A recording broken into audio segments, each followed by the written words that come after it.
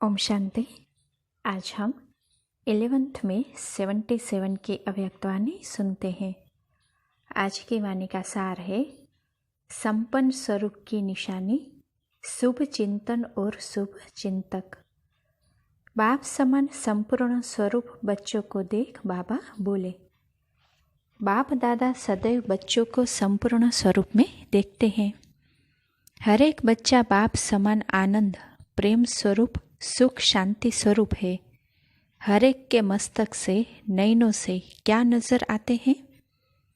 जो बाप के गुण है वही गुण बच्चों से नजर आते हैं। हर एक गुण और शक्ति का भंडार है। अपने को भी सदैव ऐसे संपन्न समझकर चलते हो। संपन्न स्वरूप की निशानी सर्व आत्मा को दो बातों से दिखाई देगी। वह दो बातें कौन सी है? ऐसी संपन्न आत्मा सदैव स्वयं प्रति शुभ चिंतन में रहेगी और अन्य आत्माओं के प्रति शुभ चिंतक हो रहेगी। तो शुभ चिंतन और शुभ चिंतक, यह दोनों ही निशानियां संपन्न आत्माओं में दिखाई देगी। संपन्न आत्मा के पास अशुभ चिंतन व व्यर्थ चिंतन स्वतः ही समाप्त हो जाता है, क्योंकि शुभ चिंतन का खजाना सत्य ज्ञान ऐसी आत्मा के पास बहुत होता है। जैसे रॉयल फैमिली के बच्चे अशुभ चिंतन व व्यर्थ चिंतन के पत्थरों व मिट्टी से नहीं खेलते, शुभ चिंतन के लिए कितना अथाह खजाना मिला है उसको जानते हो ना। अखूट खजाना है ना। शुभ चिंतन अर्थात समर्थ संकल्प। तो समर्थ और व्यर्थ दोनों इकट्ठे नहीं रह सकते। जैसे रात और दिन इकट्ठे नहीं होते। अमृत वेले उठते और आँख खोलते ही क्या शुभ संकल्प व चिंतन करना है, यह भी बाप ने सुना दिया है। जैसे अमृत वेले शक्तिशाली बाप के स्नेह सहित शुभ संकल्प करेंगे, वैसा ही सारे दिन पर प्रभाव पड़ेगा, क्योंकि अमृत वेला आदिकाल है, सतो प्रधान समय है। बाप द्वारा बच्चों को विशेष वरदानों व विशेष सहयोग का समय है। इसीलिए अमृत वेले के पहले संकल्प का आधार सारे दिन की दिनचर्या पर होता है। जैसे गायन है, ब्रह्मा ने संकल्प से सृष्टि रची। संकल्प का इतना महत्व दिखाया हुआ है। ब्रह्मा आदि काल में रचना रचते हैं, वैसे तुम ब्राह्मण आदि काल अर्थात अमृत वेले जैसा संकल्प रचेंगे, वैसा ही सारे दिन की दिनचर्या रूपी सृष्टि ऑटोमेटिकली होती रहेगी। ब्राह्मणों का पहला संकल्प कौन सा है? उस समय कौन सी स्टेज होती है? बाप समान स्थिति में स्थित हो, मिलते हो ना। आँख खोलते कौन सा संकल्प आता है? बाप के सिवाय और कोई दिखाई देता है? जब गुड मॉर्निंग करते हो तो बच्चा समझ बाप को गुड मॉर्निंग करते हो ना। तो बच्चा अर्थात मालिक, और बाप भी बच्चों को क्या रिस्पॉन्ड करते हैं? बालक सो मालिक बच्चे। बाप के भी सिरताज बच्चे। तो पहला ही संकल्प समर्थ हुआ ना। पहली मुलाकात बाप से होती है और पहले मिलन में बाप हर रोज समान भव का वरदान देता है, जिसमें सब वरदान समाये हुए हैं। तो जिसका आरंभ ही इतना महान हो, तो उनका सारा दिन कैसा होगा? व्यर्थ हो सकता है। लेकिन ऐसी श्रेष्ठ मुलाकात सदा कौन कर सकता है? तो देखो, बाबा कहते हैं जिसका संकल्प भी बाबा और संसार भी बाबा है, ऐसे बाप के समीप बच्चों की मुलाकात समीप से होती है। नहीं तो समीप की मुलाकात नहीं, लेकिन सामने की मुलाकात होती है।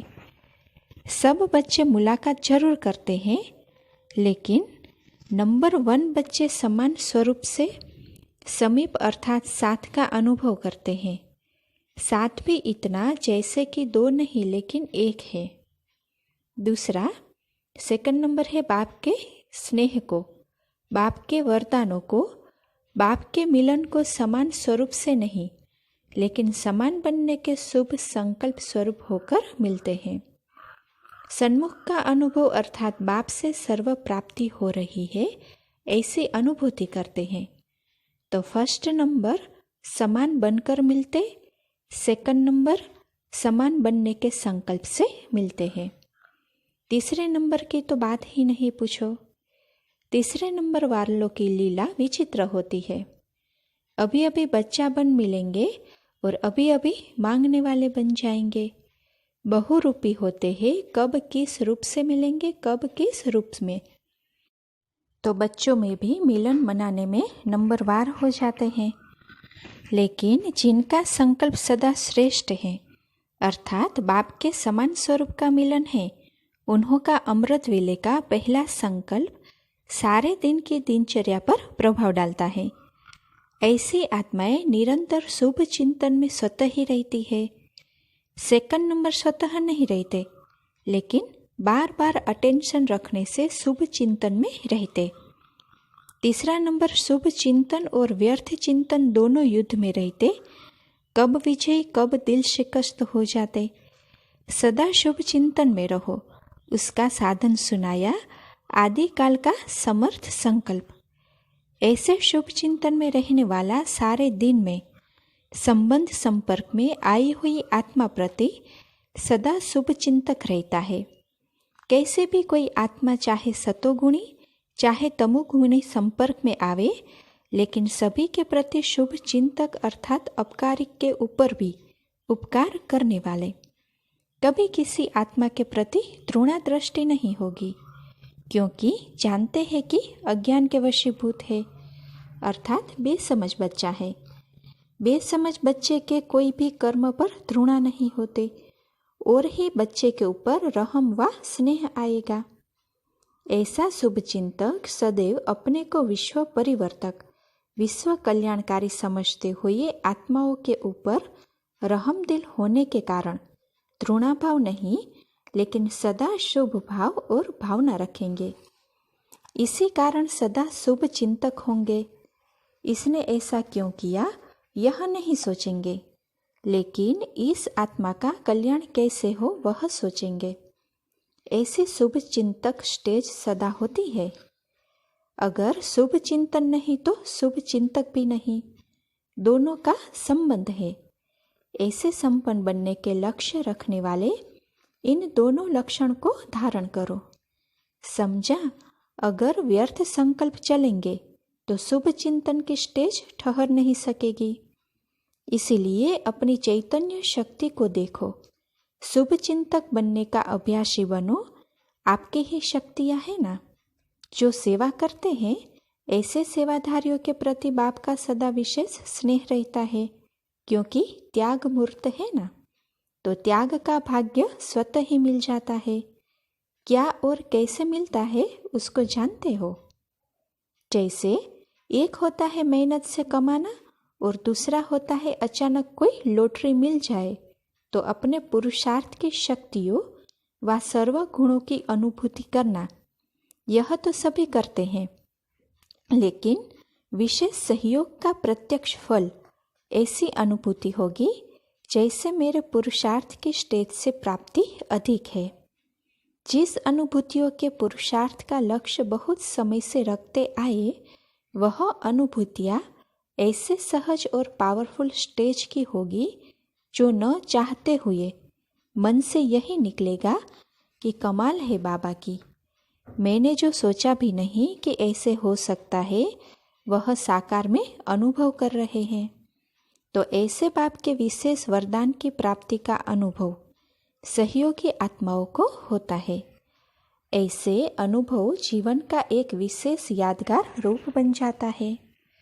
अच्छा, ऐसे बाप के सदा सहयोगी आत्माएं हर कदम से फॉलो फादर करते हुए बाप को प्रत्यक्ष करने वाले, सदा स्वयं के गुणों की प्राप्ति की लहरों में लहराते हर्षित रहने वाले, बाप के स्नेह में समाये हुए ऐसी समान आत्माओं को बाप दादा का याद प्यार और नमस्ते।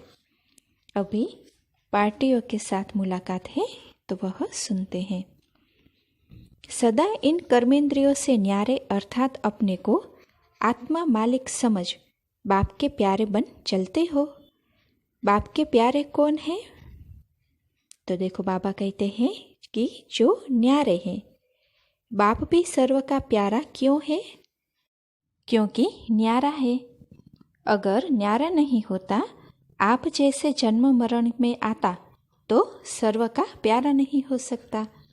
तो आप भी सब बाप के प्यारे तब बनेंगे जब सदा अपने को शरीर के भान से न्यारे समझकर चलेंगे। बिना न्यारे बनने के प्यारे नहीं बन सकते। जितना जो न्यारे अर्थात आत्मिक स्मृति में रहते, उतना ही बाप का प्यारे होते। इसीलिए नंबरवार याद प्यार देते हैं ना। नंबर का आधार है न्यारे बनने पर। अपने नंबर को न्यारेपन की स्थिति से जान सकते हो। बाप बच्चों की माला सुमरते हैं। माला सुमरने में नंबर 1 कौन आएंगे? जो न्यारे अथवा समान होंगे। ऐसे नहीं हम तो पीछे आए हैं, हमको कोई जानते ही नहीं। बाप तो सब बच्चों को जानते हैं। इसीलिए प्यारा बनने का आधार न्यारा बनना है, यह पक्का करो। इससे पहले पाठ के पेपर में फुल मार्क्स मिलने हैं। इसीलिए चेक करो, चल रहा हूँ, बोल रहा हूँ, जो भी कर रहा हूँ वह करते हुए कराने वाला बन करके करा रहे हैं। आत्मा कराने वाली है और कर्म इंद्रिया करने वाली है। इसी पाठ को पक्का करने से सदा सर्व खजाने के मालिकपन का नशा रहेगा। कोई अप्राप्त वस्तु अनुभव नहीं होगी। बाप मिला, सब मिला, सिर्फ कहने मात्र नहीं, लेकिन उससे सर्व प्राप्ति का अनुभव होगा। सदा खुशी, शांति, आनंद में मगन रहेगा। मिल गया, पा लिया, यही नशा रहेगा। सदा अपने स्वभाव के सीट पर सेट रहते हो। सोमान की सीट कौन सी है? ऊंचे ते ऊंचा बाप के ऊंचे बच्चे व ब्राह्मण हैं। इस श्रेष्ठ स्वमान पर सदा सेट रहते हो या सीट हिलती है? माया सीट को हिलाने की कोशिश करती है। जब है ही ऊंचे ते ऊंच बाप के बच्चे, तो फिर यह भूलना क्यों चाहिए?